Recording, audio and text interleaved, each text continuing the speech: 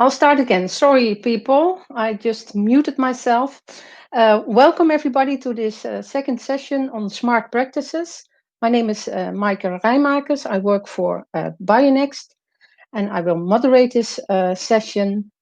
In the previous session, we had Martin Sommer from IFOAM EU already gave an overview of the progress that was made in the different member states regarding the establishment of seed expert groups and databases and different, many other different policy actions.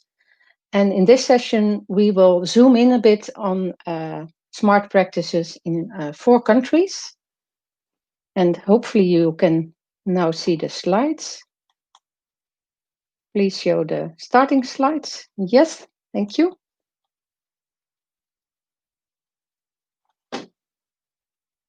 Just a second.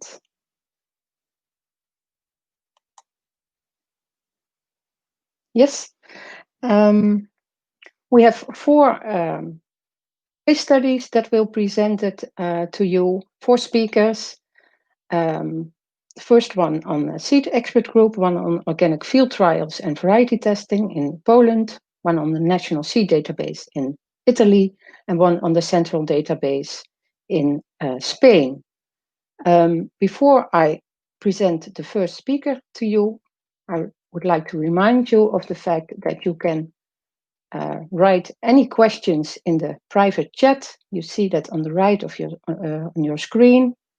Also during the presentations, and then the moderator will select the questions so we can ask them after the presentation has been finished. We have quite a tight schedule for this session, so I would ask the speakers to really stick to the time. They have 50 minutes for their presentation. And after that, we have 5 minutes time for questions. So in between the presentations, we will have now the questions. I would like to introduce to you now the first speaker, Ilze Diamante. She made this presentation. Hi, Ilze, welcome. Hi, Maaike. Hi. And Ilze is, I have to pronounce it well, she works as a researcher at the Crop Research Institute of Agriculture, Resources and Economics, also called AREI, in Latvia. And she works there on potatoes and the seed health of seed potatoes. And she made this presentation together with her colleague, Ilze Skrabule. And both of them have been involved. Hi, Ilze is there too. And both of them have been involved also in organizing our national visits. There was the first national visit to the Baltic states, and also the international workshop for the Baltic states, which was organized in Latvia. So please, Ilze, the floor is yours. Thank you, Maaike. So good morning. I'm pleased to open this Smart Practices workshop, and we have prepared a short presentation on seed expert groups and how they work here in Latvia. So as Maaike told, we prepared this presentation together with my colleague Ilze Skrabule, and she is a member of Seed Expert Group of Latvia. Short outline of the presentation. So the first we will briefly tell you about the role of organic farming in Latvia. Then a short description of Seed Expert Group will come, and the main part of the presentation will be about how the Seed Expert Group tasks are executed, and we will finish shortly with the further improvements. So organic farming area in Latvia, the share of organic farming is near to 15%. And we have lost our position a little bit in the last years, but however we are above the average in the European Union. Just for your interest, in this slide you can see a organic area share of total farmland under selected crops. And you see that we have more than 30% of oats and peas production areas are organic areas. And in that it is noticeable that we have a quite a considerable area under organic potatoes in our country too. Currently, we have about 20 actively operating seed producers in country, but we do not have a national seed retailer. And currently, under organic seed production, there are mainly organic seed production is mainly for field crops and only for some fruit crops such as blackcurrant and others. Seed expert group in Latvia was established already in 2006 by the Ministry of Agriculture, and the seed expert group in Latvia is advisory body, and it doesn't receive any funding since the beginning up to now. And there are officially defined tasks for a seed expert group. The first one and the most important one is to make a recommendation, to give recommendations for general derogation lists. And expert group can make proposals for improvement of national regulations too. And expert group analyzes and give recommendations on topical issues in the country as well. And meetings are held 1 to 3 times per year. One time is mandatory, and it is normally at the end of the year in December. And other meetings are organized in the case of in an emergency case when some special problems have to be solved. The distribution, the composition of the expert group are the following. So 4 persons are from Ministry of Agriculture. 1 person is from State Plant Protection Services, which is a seed certification body in the country. 2 persons represent organic farming certification bodies. We have 2 organic farming certification bodies in the country. And 4 persons are crop experts for cereals, for potato, 1 for fruits and vegetables, and for fodder crops. And since 2019, as a result of discussions between LIVESEED project experts and our authorities, new categories of members are included in the expert group. So 2 persons represent processors having organic processing lines, and 3 persons are from seed retailers. How the seed expert group works. So the main meeting of the year is when starts with a report from a seed certification body, and the seed certification body representative informs about the number of requested derogations in previous period and amount of the seeds that have been included in organic seed database in the previous period. I have to add that not all organically produced seeds are included in the seed database. So the next step is a report from both organic farming certification bodies. They inform about the number of organic seed producers and about expected of organic seed that could be available in the next period.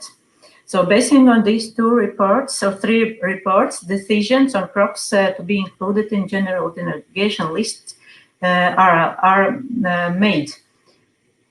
And we have to add that all crops that do not have organic seed production in the country are automatically included in general derogation list up to now. And on the right side, you see the example for the species that are included in were included in general derogation list in 2020. And what concerns cereals? No, there are not the most common cereals included. There are less common cereals in our country, such as durum wheat, such as spelt wheat, or red oat, or hulles oat, and maize.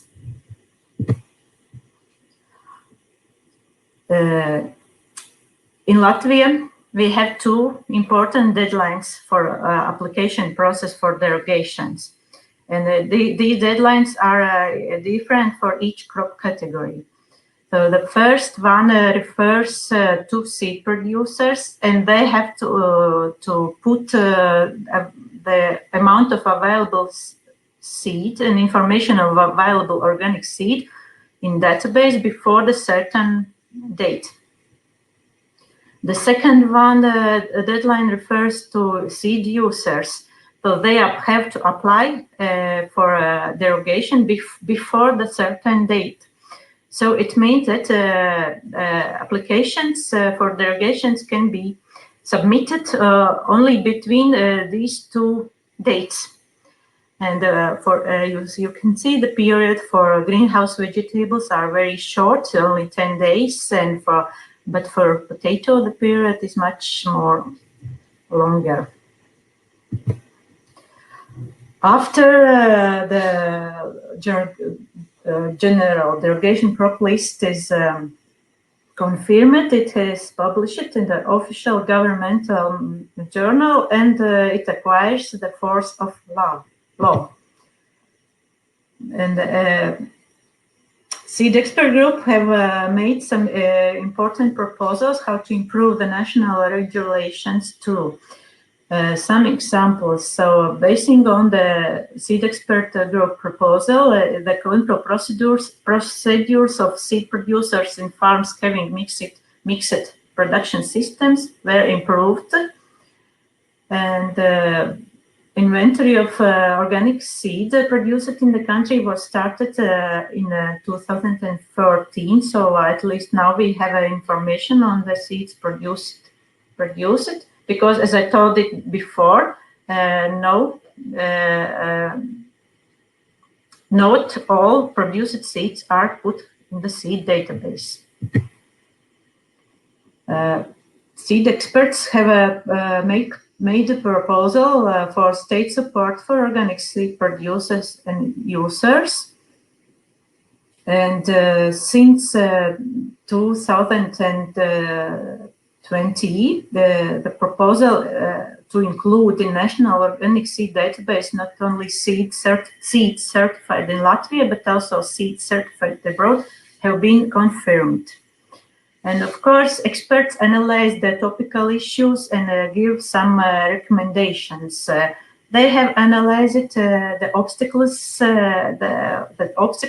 for increase of organic seed production and use, and these main obstacles are higher price for organic seed, the way how derogations can be obtained, and it's quite easy to obtain them. And we still have a lack of information about the demand for organic seed, for amounts and for species. Experts have recognized that information quality and education level have to be improved, and more information on benefits of organic seed use have to be provided for the stakeholders, and some specific issues where seed experts have worked to solve are for instance 2017, when due to extreme weather conditions there was a lack of certified seed in the country, so the permission to use uncertified seeds were given. And experts proposed also to include information that seed is organic, to include this information in seed certificate and a plant passport, because so far in seed certificate we don't have information about the origin of seeds, and we have two labels on the seed package. And as a further work, these experts see that their list of no derogation, the no derogation list should be developed in the country. And experts intend to develop equivalence list for at least 1 to 3 crops. And of course, the communication between farmers and experts should be improved. And the farmer, before the application for derogation, should consult to expert about other varieties that he could choose instead of the one. The experts think that that use of organic seed certified should be made compulsory for at least 10% of the land. But thank you. Thank you very much, Ilze, for this clear and impressive story, and you stick very well to the time as well. There is one question from the audience, and this is, how did the expert group, deal with emergency situations due to extreme weather conditions? Can you give an example of that? Example was exact example about 2017, where there were a lack of certified seeds. We have a very wet conditions, and as seeds were not available, the permission to use our certified seeds were given, but it was given only after consulting with the experts, and then decision was made. So government didn't make decision itself, but only basing on consultations. Thank you. I think that's clear. I have a question myself, because I think it's quite unique that you have processors in your expert group.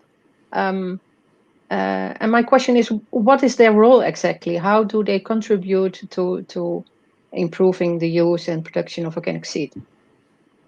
Okay, this is a good question.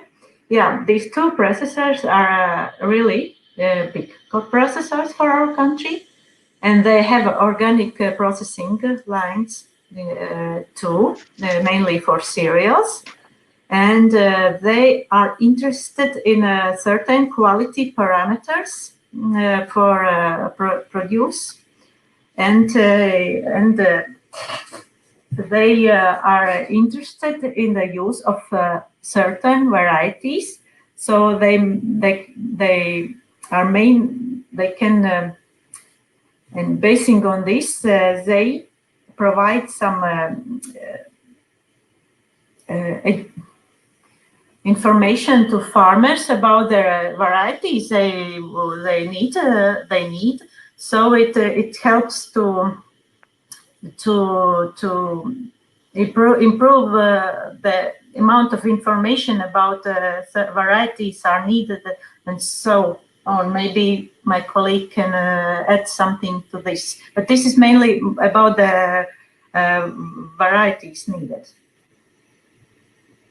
Okay, so if I understand you well, the processors, they also, like the farmers, have some wishes about which varieties they want for their processing, and by including them in the expert group, it might help that the farmers grow those varieties and that the seed producers make sure there's organic seed from those varieties. Yeah, that's the idea, yeah.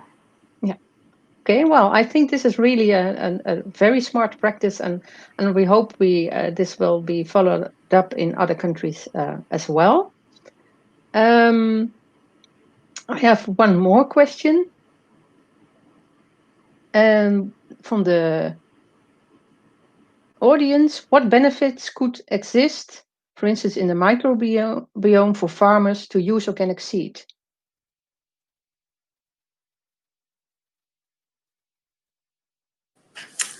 That's a question. Okay. Maybe Ilze, I the other Ilze can answer that one. Yeah, I will try to answer. What benefits? Of course, microbiome we didn't study, but it's very important part of organic seed application. But the main thing, what we observed in practice, that really varieties or crop, if organic seed is used, it's better resist to diseases in the field, and that's why one of benefits. And of course, the largest one is that it is only organic material is used, and it is transparent on only organic. You could be sure, it's trust that it's only organic. But concerning in the crop in the field, yes, that's true that in that crops where organic seed is used sometimes resist better to biotic and abiotic factors. Thank you, Ilze. There's a second question. What is the basic profile of an organic seed farmer that is producing organic seed in Latvia? Is it are there farmers that produce both conventional seed and organic seed, or is it more organic farmers that produce crops and also some seeds? Okay, so how to say basic profile? We have organic farmers who partly produce seeds. We don't have a special national seed company. Organic seeds are produced only by farmers. We'll see how it will be in future, but right now it's like that. Concerning combined farms, there is just some farms where are both systems, organic and conventional, operating, and those are research farms, like our institution farm, like university farm, and maybe some else. There is not a lot in our country. And why those two systems are allowed in the same farm, research farm, that's because all of those farms produce seed material. In general, those farms represents breeders, and they produce their varieties and organic seed for these varieties. And as we know, that variety, if it is created in certain conditions, better suited to growing conditions in this region. Thank you, Ilze, for your contribution. Unfortunately, we have to move on now. I would like to introduce, thank you again. I would like to introduce the next speaker, Jaroslaw Stalenga. Hello, Jarek. Nice to see you again. Hello. Hi. Hello, Maika. Hello, everybody. I hope you can hear me. Yes, we have a bit of an echo, but it's okay. Jarek is a researcher at the Department of Plant Production Systems and Economics of IUNG. I hope I pronounce it right, in Puławy in Poland. And he's also been involved in the organization of the national visits to Poland and the national workshops, and even the annual meeting we had 2 years ago. Jarek, the floor is yours. Okay, thank you very much, Maika. So I have a great pleasure to present you the details of our organic variety testing program. I will be presenting this program, but together with me, there are some other persons involved in this program, Professor Krzysztof Jończyk and Professor Beata Feledyn-Szewczyk. We are all working in the Department of Systems and Economics of Crop Production of the Institute of Soil Science and Plant Cultivation. So a few words about the current situation of organic seed sector in Poland. At this moment, we still have the supply of organic seed material is limited. There is a lack of appropriate varieties of different species. And as a consequence, many farmers still use derogation, so they apply for permission to use non-treated conventional seed material. We don't have at this moment organic crop breeding, we don't have organic DUS testing and no VCU assessment. And until 2018, there was no national program of organic post-registration variety testing. And just in 2018, we in Poland established such a program, which is aimed to assess the suitability of different crop varieties for cultivation in organic farming. So this year was the third year of this program. From the beginning in the program, two groups of crops were included, winter cereals and spring cereals. Within winter cereals, it was rye, wheat, and triticale. Within spring cereals, it was barley, oats, and wheat. We plan to add new crops. We hope we will be able to do this in the next year. We are the coordinator of this program, but we closely cooperate with the Research Center for Cultivar Testing, short-named Soboru. It is the key institution in Poland responsible for variety testing, responsible for VCU and for NUS. So we also cooperate with agriculture advisory centers and of course with organic farmers. So we established a network of 9 field experiments. In each location, the crop rotation consists of 4 crops. We have between 10 and 16 varieties depending on the crop, and as I mentioned, we test the selected set of varieties for 3 years. We have a common methodology in all locations, and we are doing the same field observations and assessments, and of course we try to disseminate the results we were able to achieve.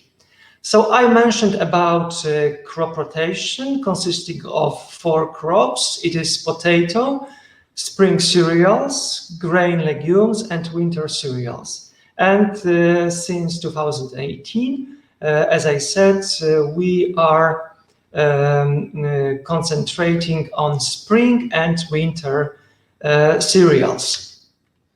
This is the map showing the location of all 9 field experiments.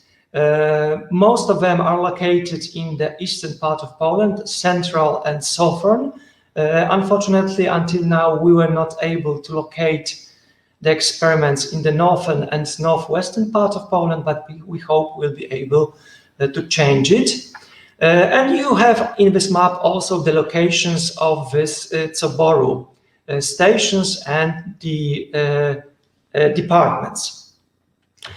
These are the pictures of the experiment located in Osiny, not far away from Puławy, where our institute is located. Most of the experiments are located both on research station or in Soboru stations, but some of them are also located in private organic farms. And this is the picture of such an experiment located in a private organic farm in Chomentowo, northeastern part of Poland. So going to the details, within this program, we are doing different field observations and assessments. This is the list of key assessments, of course. The growing stage, overwintering, lodging, fungal diseases, weeds, plant height, plant density, grain yield, protein content. These are the key parameters we take into account in our program.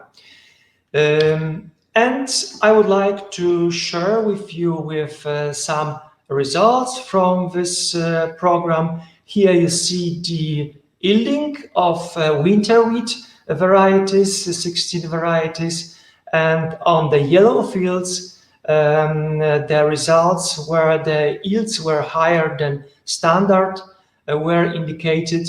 You can also see that here in this table I present the results from 6 locations, and for these locations that are marked by red letters, Tarnów, Węgrzyce and Skołoszów, you see significantly higher yields. It was mainly because of better soil quality in these locations. So we see also regional differences in this parameter.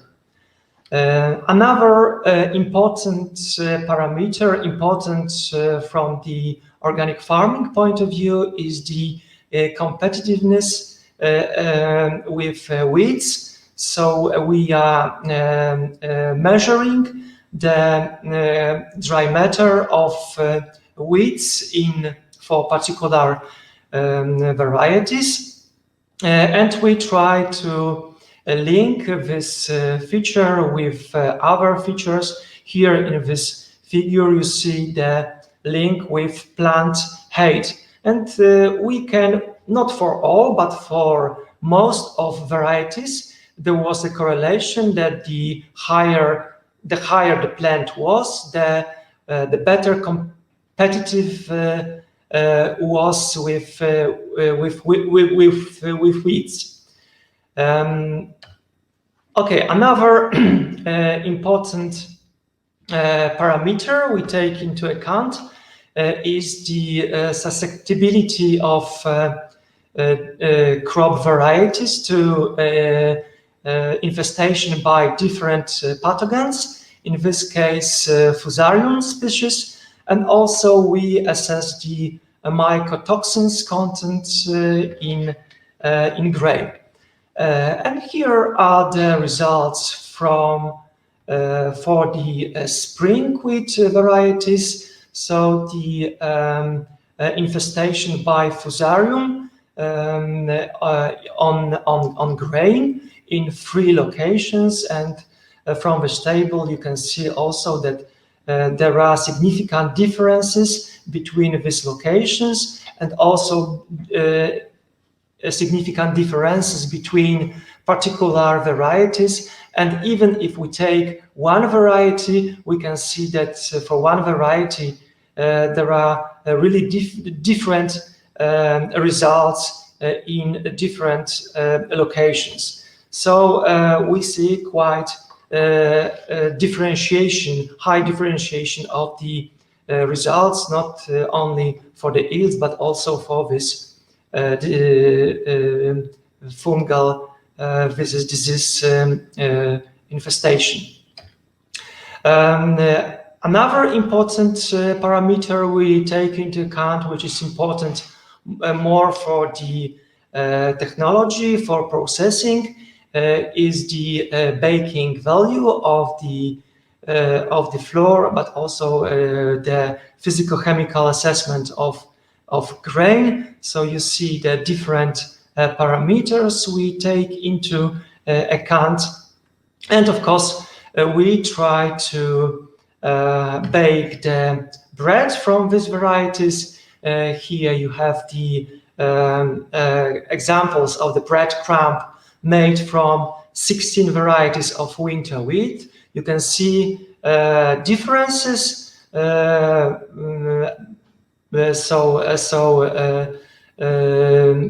we try, of course, this is the final effect of this program, to prepare a table showing the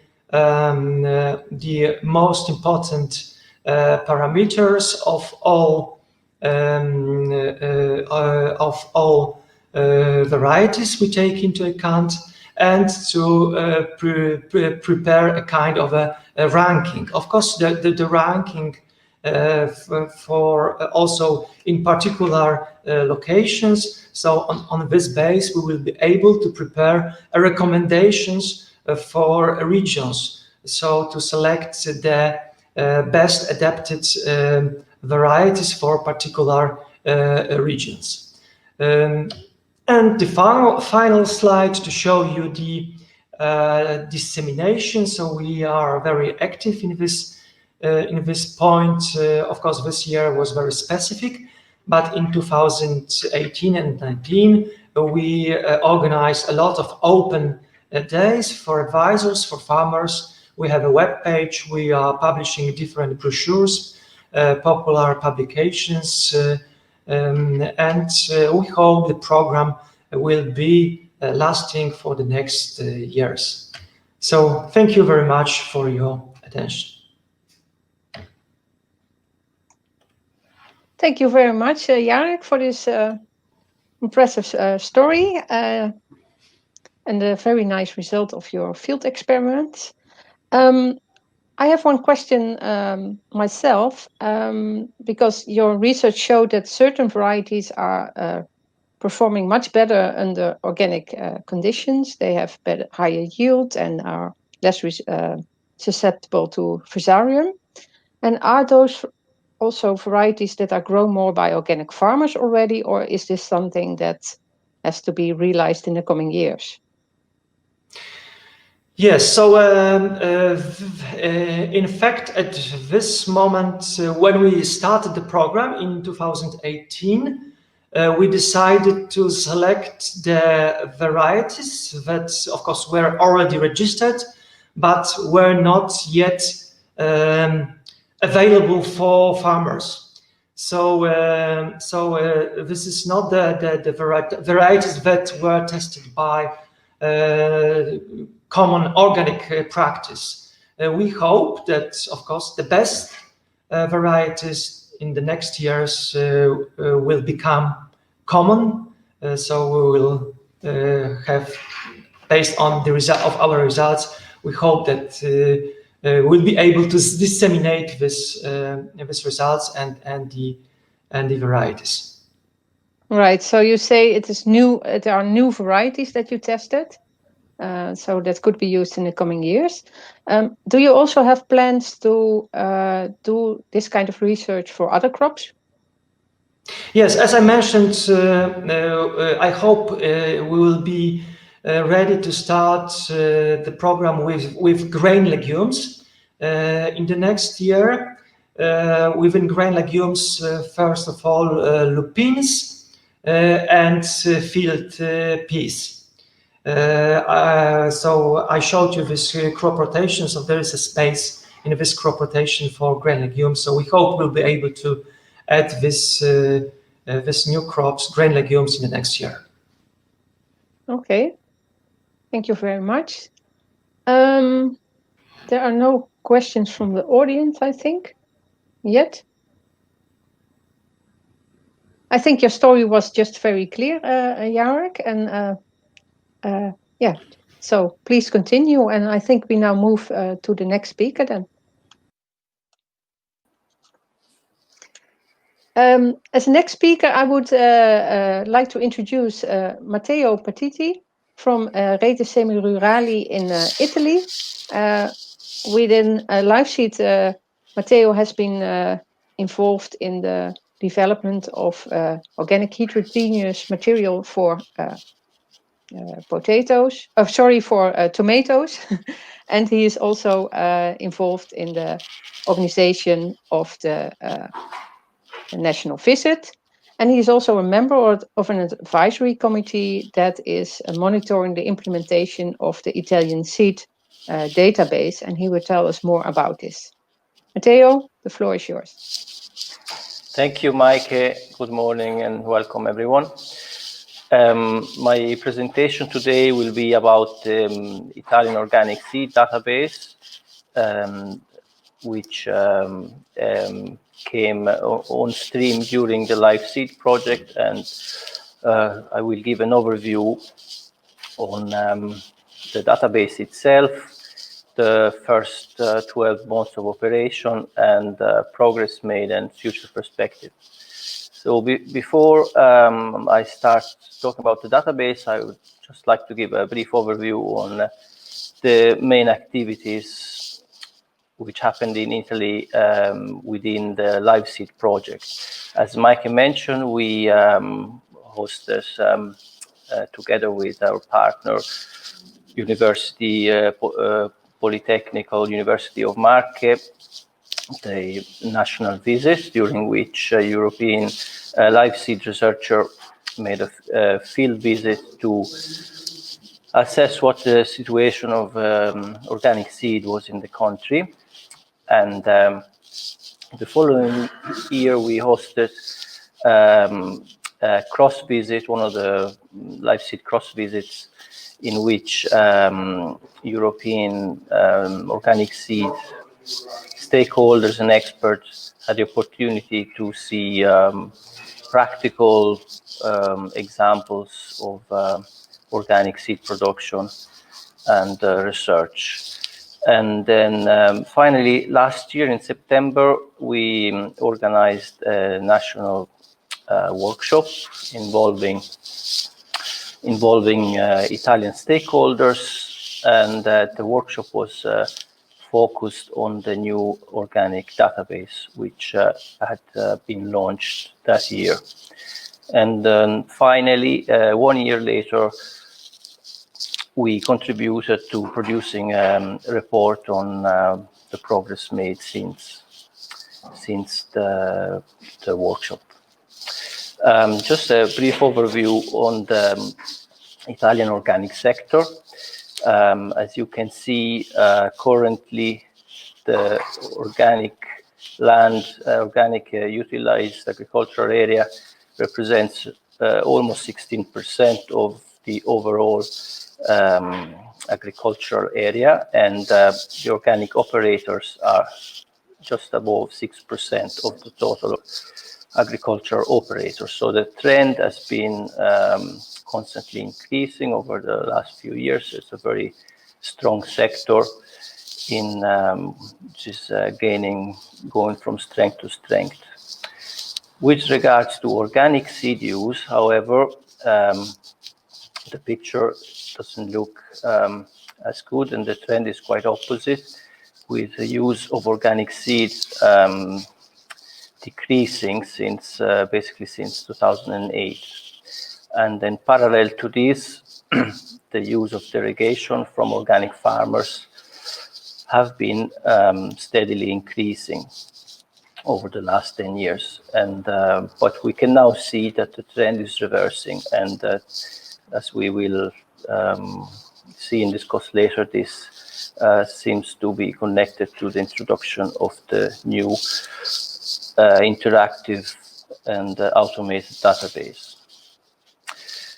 So this new organic database was formally established in 2017 by the Ministry of Agriculture, with a specific ministerial decree in which the organic database was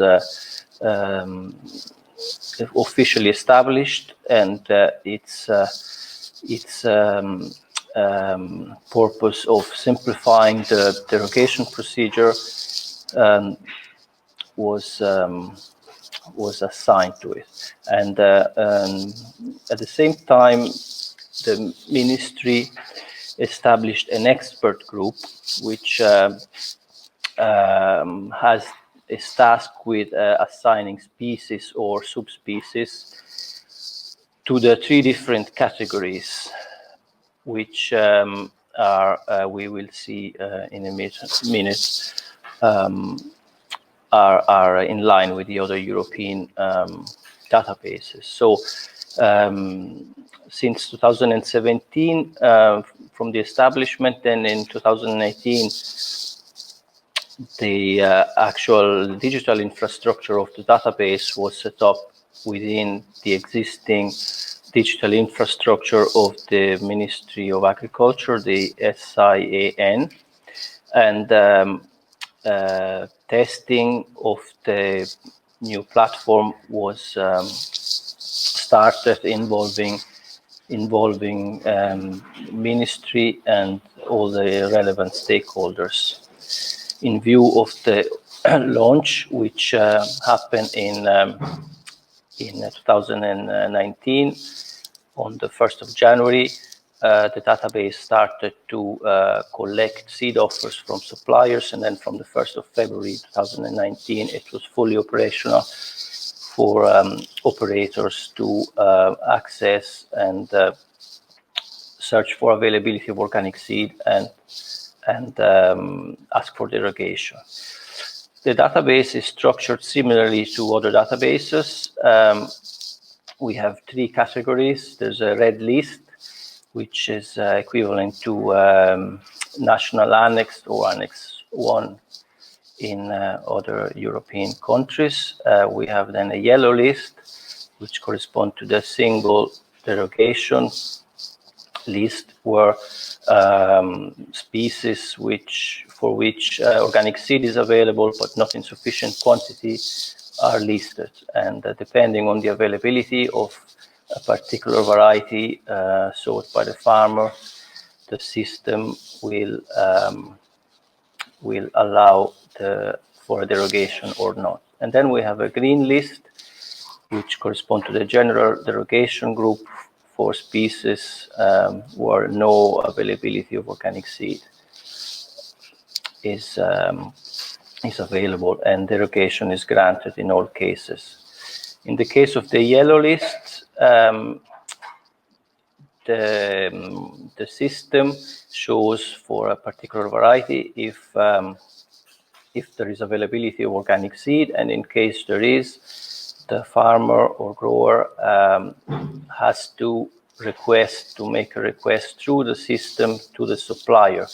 And if no answer is, if he receives no answer within a 7-day period, derogation is granted automatically. Otherwise, an interaction starts, which will either bring to organic seed sale or to a derogation if no agreement is reached. And in case of emergency, there is the possibility for the farmer to obtain an emergency derogation from the system, which will have to be justified with the control body at a later stage. With regards to the expert group, the expert group established by the Ministry of Agriculture is made of 12 members, and these are divided between the database managing staff, divided between the government agency CREA EC, responsible for the maintenance of the database, and the organic division of the Ministry of Agriculture. We then have a representative from the regional authorities and 6 representatives of the organic organizations. The task of the expert group is to assign species to the 3 categories.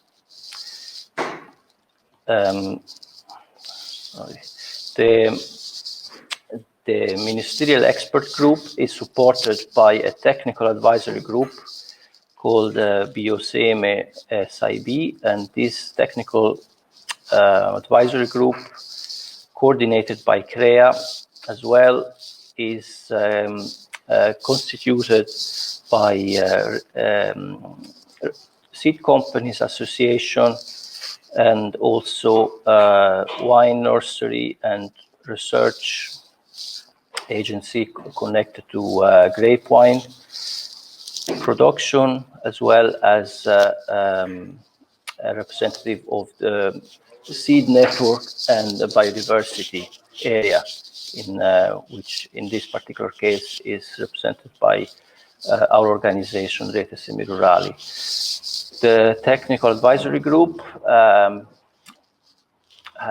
was tasked with testing and monitoring the functioning of the organic database, and also provide recommendation to the expert groups on species categorization.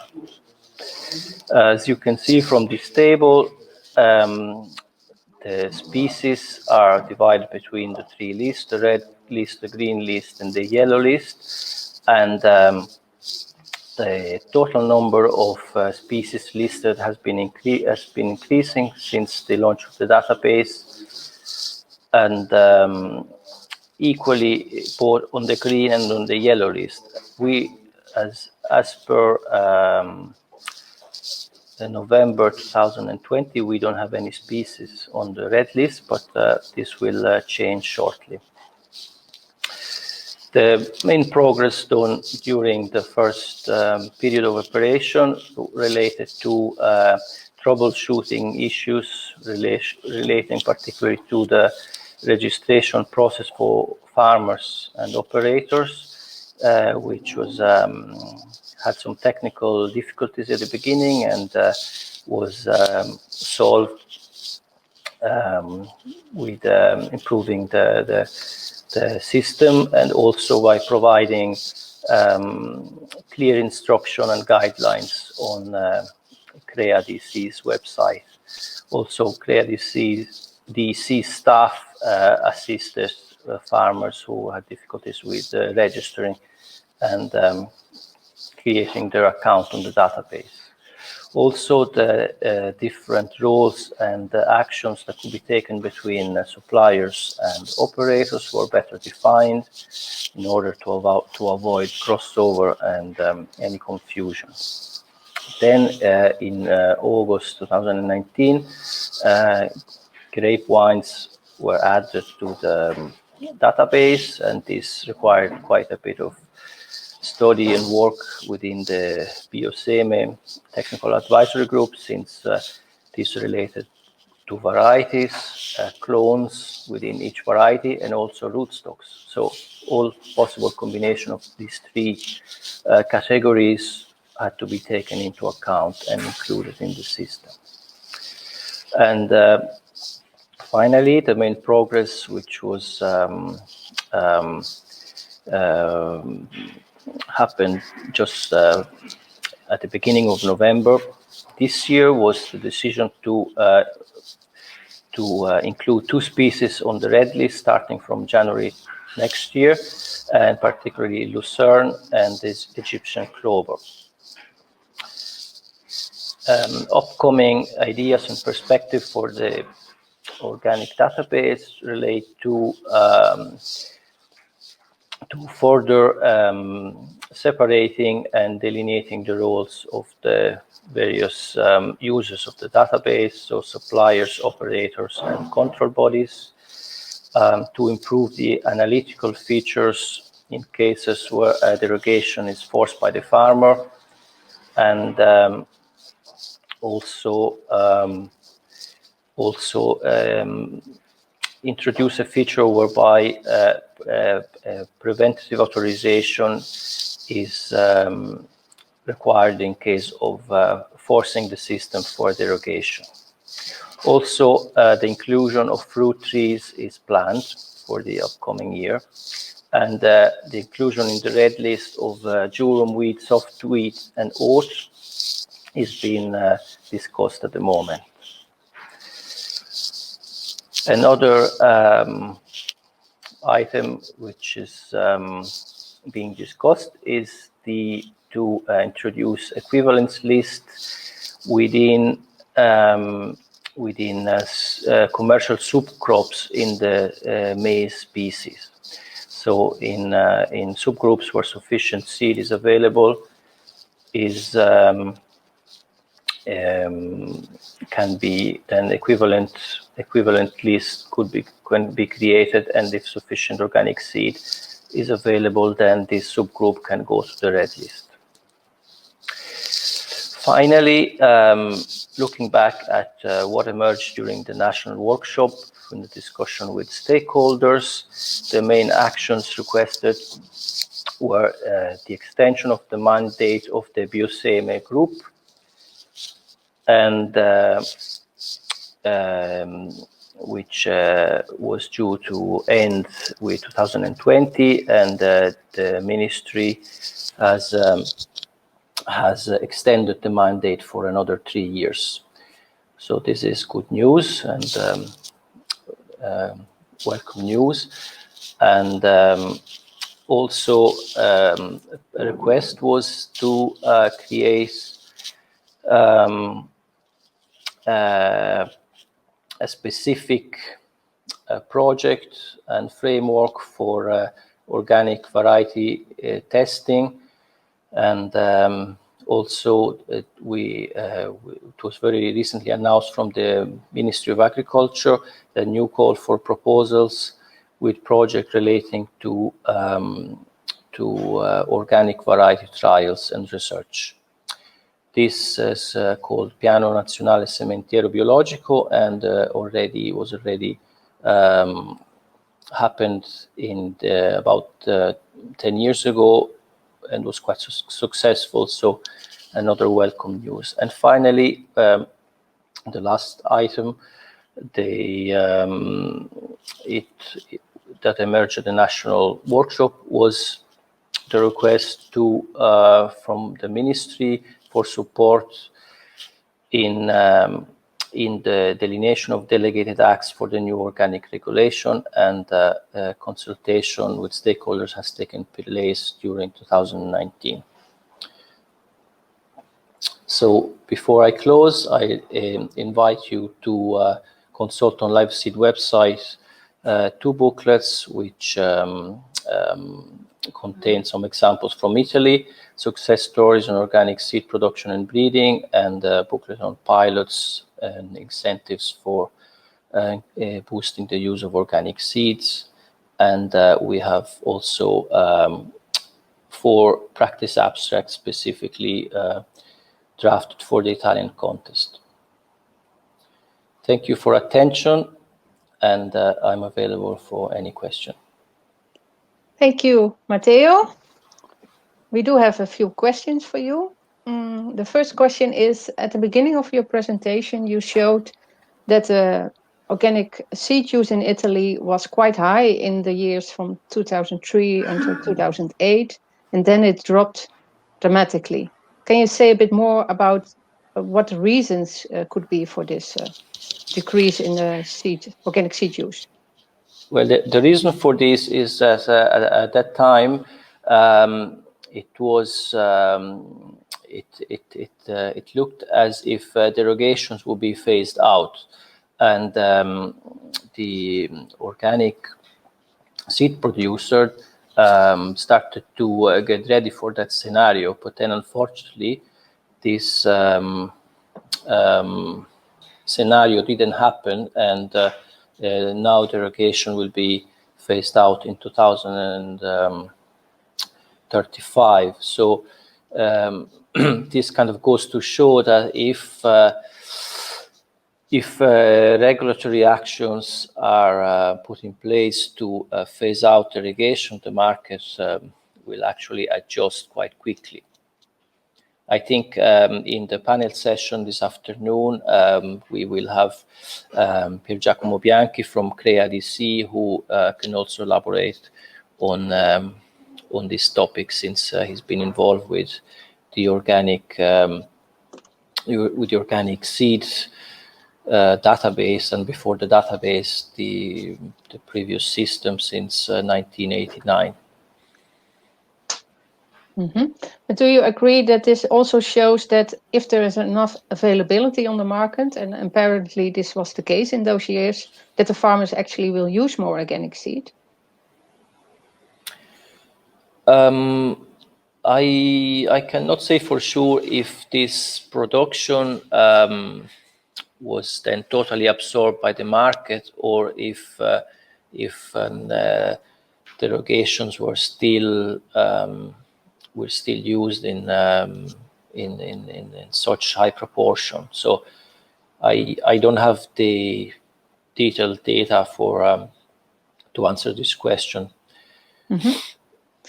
I have another question for you. Can you tell what did it take from the stakeholders to actually get to the process of setting up this expert group and a new database in 2017? What did you have to do?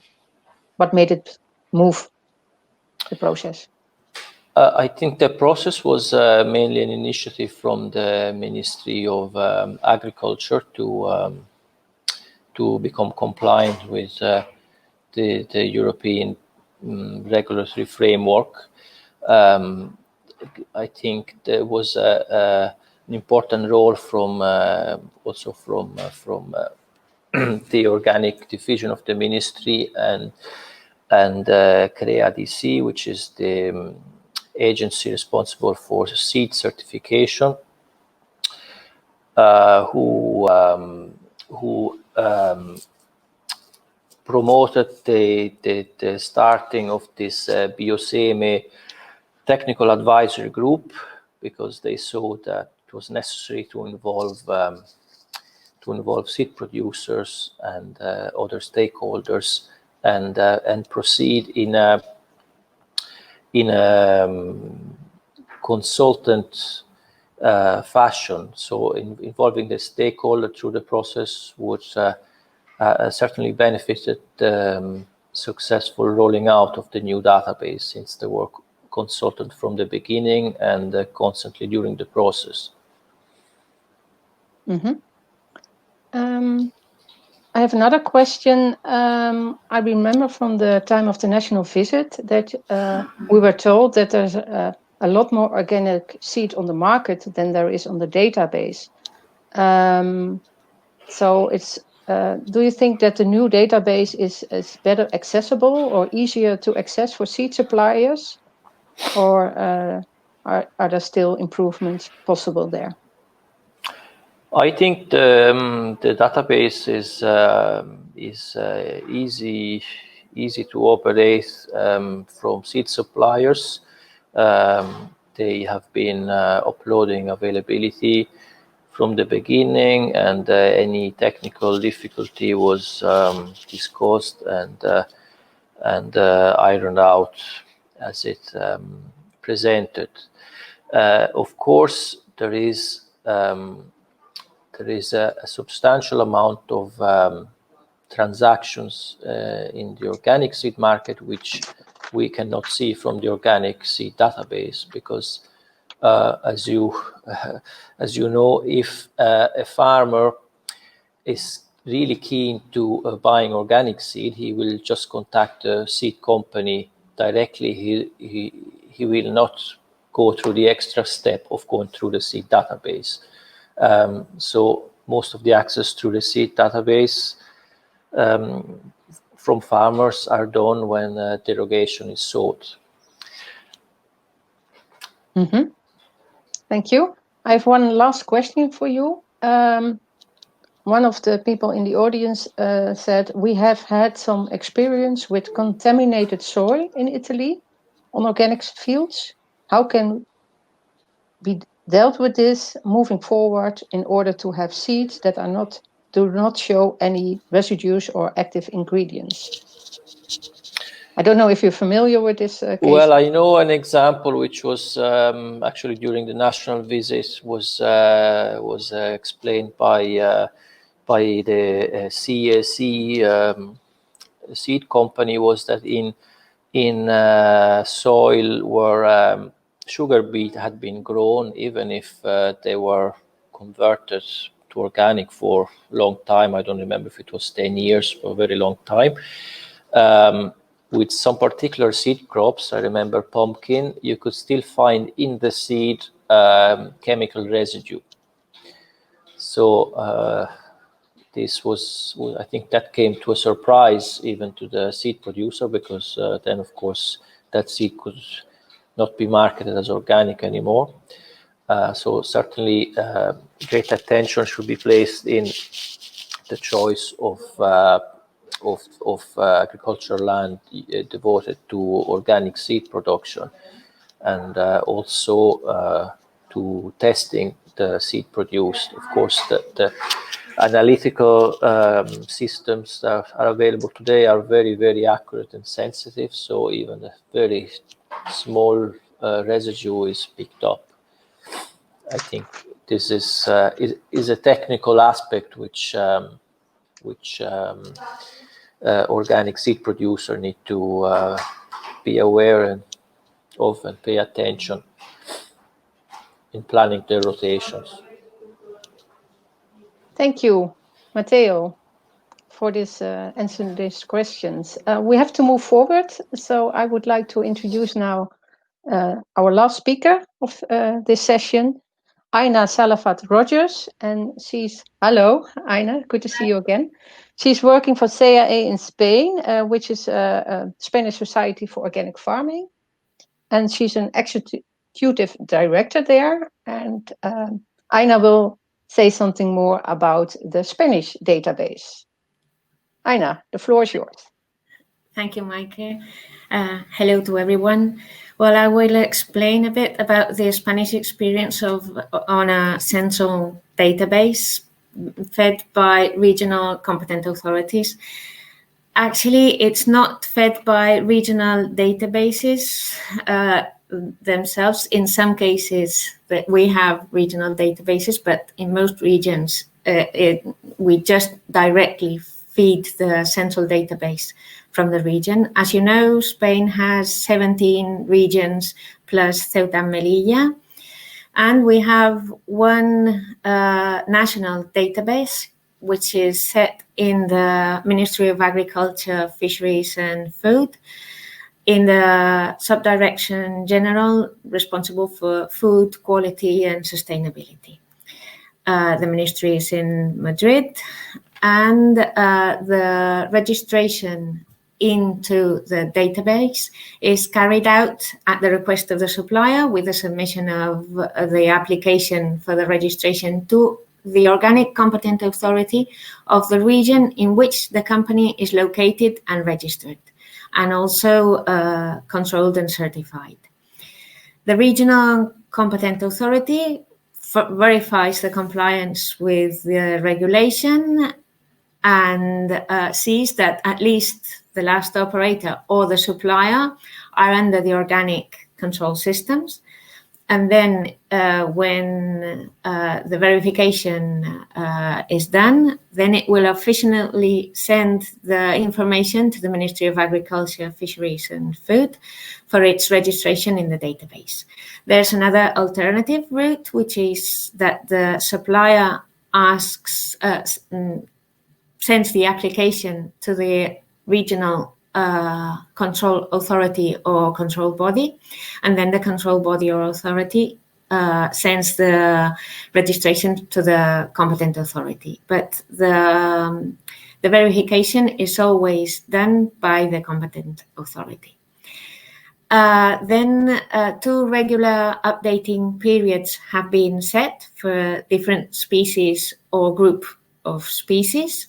By the end of September, there's the updating for species that will be planted, sown in autumn or winter, and the first week of February for species planted or sown in spring or summer. Here's a small draft of the process. The supplier sends the request to the competent authority or directly or via the designated control body or authority. And then the competent authority, once it has verified the information, sends the registration to the Ministry of Agriculture. And then the Ministry of Agriculture makes national report that is sent back to the competent authority and control bodies and authorities, in which there are all the information of the updated database.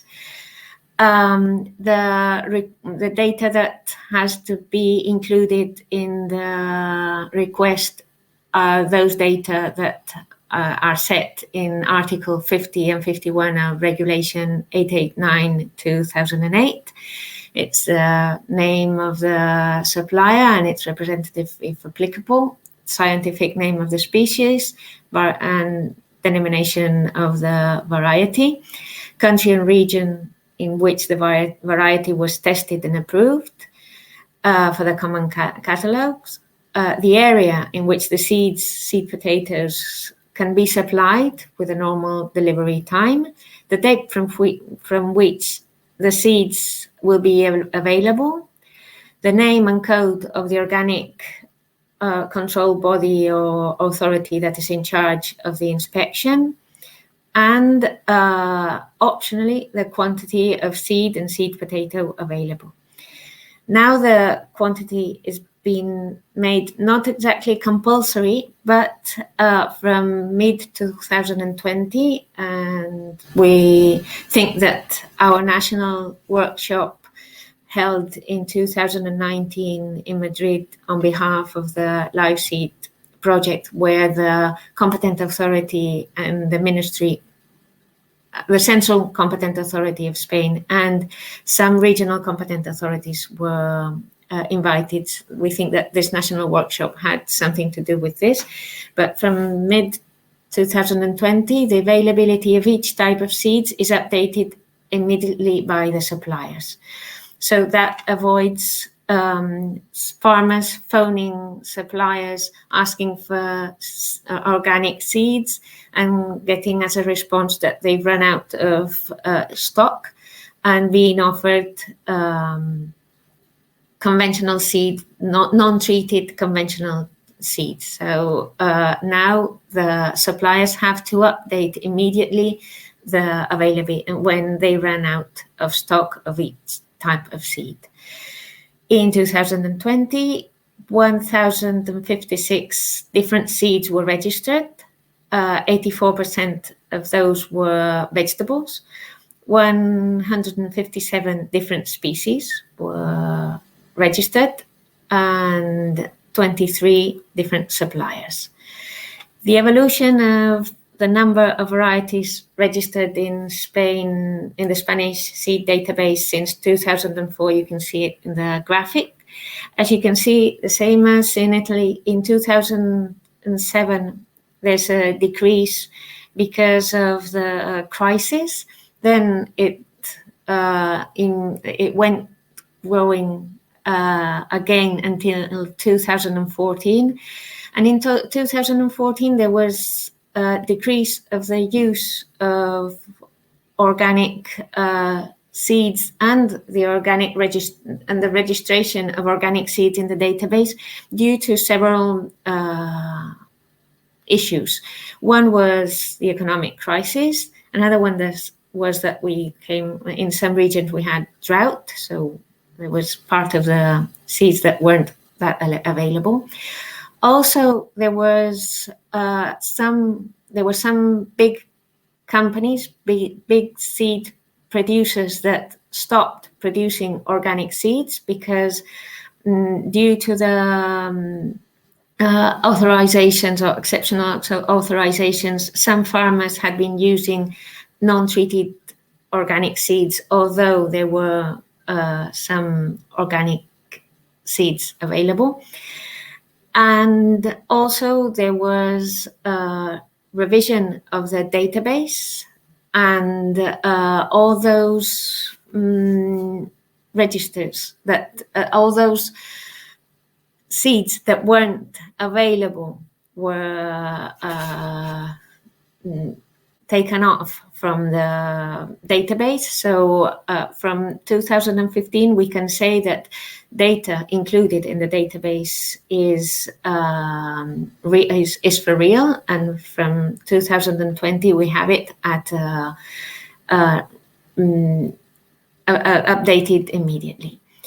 As you can see, most of the varieties, or the different seeds we have, are vegetable seeds, followed by, in some years, medicinal seeds, but mostly grain and cereals. Then there's the annual report of non-organic seeds and authorizations. Again, the national managing body is the Ministry of Agriculture, Fisheries and Food, and the same area. You can see the information in the website's ministry, and the ministry's website, sorry. And the process is that the designated regional control body or authority sends the report to the competent authority. Competent authority verifies and reviews the report according to all the of the registers they have, and according to the national database information. Before the 1st of March, the regional competent authority sends a report. Each region sends a report to the ministry, and before the 31st of March, there's a national report that is sent back to all competent authorities and also to the Commission. The implementation, the species with the highest number of authorizations in 2019 were tomato, cucumber, pepper, zucchini, lettuce, as you can see, mostly vegetables, and then oats and barley were the cereals, mostly with the most authorizations. As we see, the number of organic seeds registered in the national database has increased annually since 2015. We could say that it has increased since 2004, having some crisis in 2007 and 2014. But since 2015, we know that the data are real, and all the varieties that are registered have some kind of stock available for the farmers. In 2019, the LIVESEED project contributed to a significant increase of organic seed production, and also all the organic movement that's been across the country. But it's still not enough to meet the needs of the sector, because the organic sector is growing even faster. We have now over 40,000 operators, organic operators in Spain, and over 2,300,000 hectares grown in organic. So we need to increase the production of organic seed even faster than we've done it till now. And also we need better collaboration between the competent authorities, national competent authorities and regional competent authorities in organic issues and in seed registration issues. They should collaborate and work closer, and also include all the organic sector and get the organic sector involved in this process. This is why in our national workshop, it was suggested to create a national advisory group. And this is an idea that the Ministry of Agriculture had also pushed in 2019, trying to get together all those stakeholders and different authorities involved. But until now, it hasn't been it wasn't a result yet. So we're now pushing it from the private sector or from their organizations. And this was briefly what the Spanish national database, how it works. Thank you, Aina. I think it's a great achievement that you now have an up-to-date database. I have a question myself. You explained that the new or this database now, the amount of organic seed has increased. Has the amount of suppliers also increased? Or in other words, do you think that all suppliers that want to offer a seed on your database know about this new situation and that they know where to find your database? Yes, the suppliers that had already been supplying and had stopped producing in organic have been informed, as I have been informed by the Ministry of Agriculture. And then there are other suppliers that only supply at the regional level, that are small seed producers that they didn't tend to register in the national database. And now they have been informed through the LIVESEED project, and they are now trying to register themselves. So as you've seen, we have those 2 registration periods, and I suppose that we will see the differences for next winter, in February. So now you have the situation that you have a national database, but you also have a regional database. What is, according to you, what are the advantages and disadvantages of having a regional and a national database?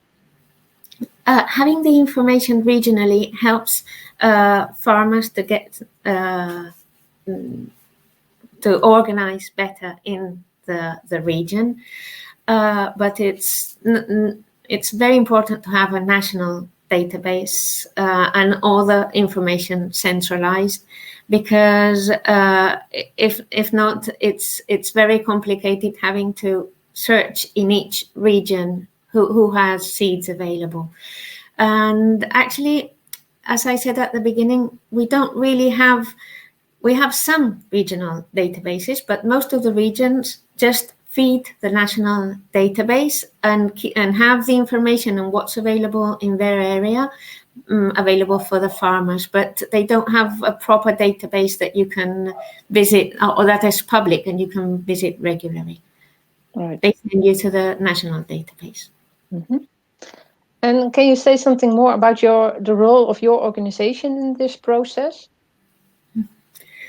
Well, I think that together with Ecovalia, which is also another Spanish organization that is in the LIVESEED project, we are hoping to have a big national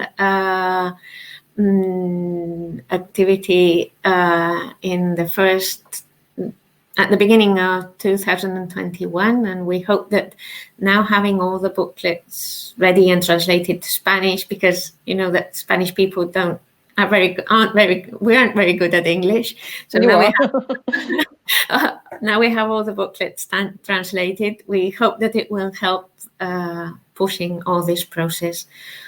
Also, we see that there's an interest of the Ministry of Agriculture of improving all the database issues and ensuring that organic farmers use organic seeds. So we hope that we can move forward.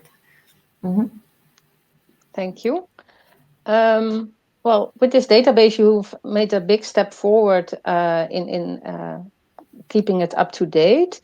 But if I understood you well, drafting the derogation report is still a matter of regional reports and then putting them together at the national level. Do you think in the future this would also be something that could be done directly at a national level, or is that not possible? Well, the derogations are in most regions have been delegated into the control body or authority. So it's the CB that informs the competent authority and then the central ministry. It is not a it isn't a very long process, but maybe it could be now that everything is going virtual, maybe we could have it updated more frequently, as everything is usually done through internet or virtual authorization. That we don't use paper anymore now. So COVID has had this contribution to the process. Right. One last question. You showed a link where the offer on the database can directly be supplied by seed suppliers. Can they also remove their offer themselves or directly if they're sold out? They can remove it directly. What they cannot do is update they can update the product, the seeds they can offer in the designated periods and through the regional competent authority and through the ministry every time they have seeds available. But once they've run out of stock, they remove it themselves. The only process that suppliers can do themselves is remove the seeds when they've run out of stock. Right. I don't know if I made it clear this time. Yes. Thank you. There's another question. Do you think this database can now be easily connected to the router database that will be launched this afternoon? This question, the Ministry of Agriculture could answer better this question if they had joined us today.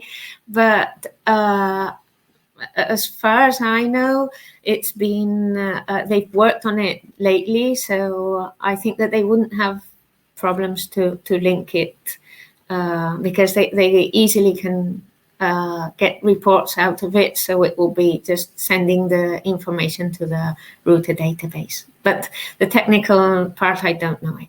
No, sorry. Okay. No, it's okay. Thank you very much, and good luck with the process. We're nearly ending this workshop now. If it's possible, I would like to have Jaroslaw Stalenga again for one last question, because there was one question that came in a bit too late, but I would still like to ask it to you. How is the research that you do, how is it financed? Okay, so the program is financed within our national organic farming research program. So this is the governmental fund established 16 years ago in 2004, so just after Poland entered the EU. And since this year, each year there are open calls for the research projects, and in 2018 we were able to achieve money for this program from this source. Okay, thank you very much. That's clear. Also, good luck to you with your research. Thank you. Well, now we have to end this session, this 1 hour lunch break now. So I just want to thank all the presenters and also the participants for contributing with their questions and attention. And we hope to see you all at 2 o'clock again, and then there will be a presentation of the router database. Thank you.